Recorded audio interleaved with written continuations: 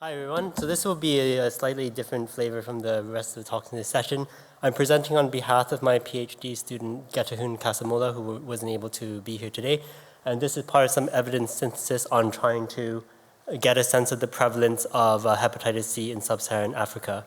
So I'm pleased to say that this work has been published last month in Liver International.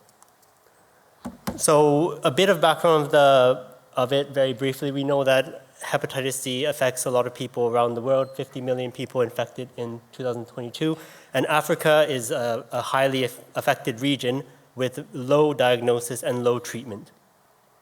Previous systematic reviews that have been published have estimated overall in the general population hepatitis C seroprevalence between 3 and 7%, but these studies had certain limitations that we wanted to try to overcome with our review. And we know that knowing the burden of hepatitis C, at least in the general population, sets the stage of how we go to look at hepatitis C in different risk groups.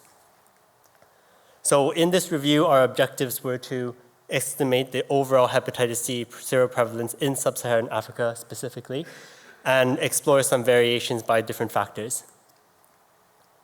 So very briefly on the methodology, we searched different domains, epidemiology, risk factors, hepatitis C, and countries in the African continent. We focused on Sub-Saharan Africa. We searched several databases. Abstracts and titles were double screened, data was double extracted, and we assessed the critical assessment of the quality of the studies as well. So importantly, we developed two estimates to synthesize the data. First, we did a meta-analysis on the studies that came out from the review, and then we wanted to also get a representative estimate for all of Sub-Saharan Africa, and we did this by weighting population size of the countries.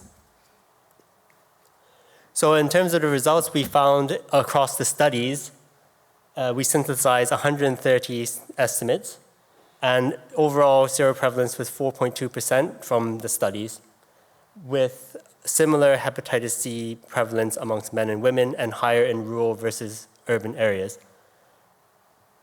There was, of course, an age effect where we found an extremely high risk amongst people who were above the age of 65 from the studies. When we weighted across country population sizes, we came up with an overall estimated seroprevalence of 2.3% in Sub-Saharan Africa.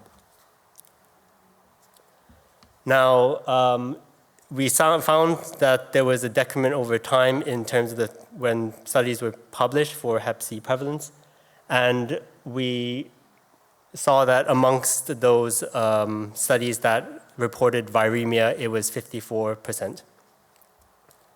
So in conclusion, we see that hepatitis C seroprevalence remains high and has some factors such as older age, rural areas, and some specific countries were disproportionately affected.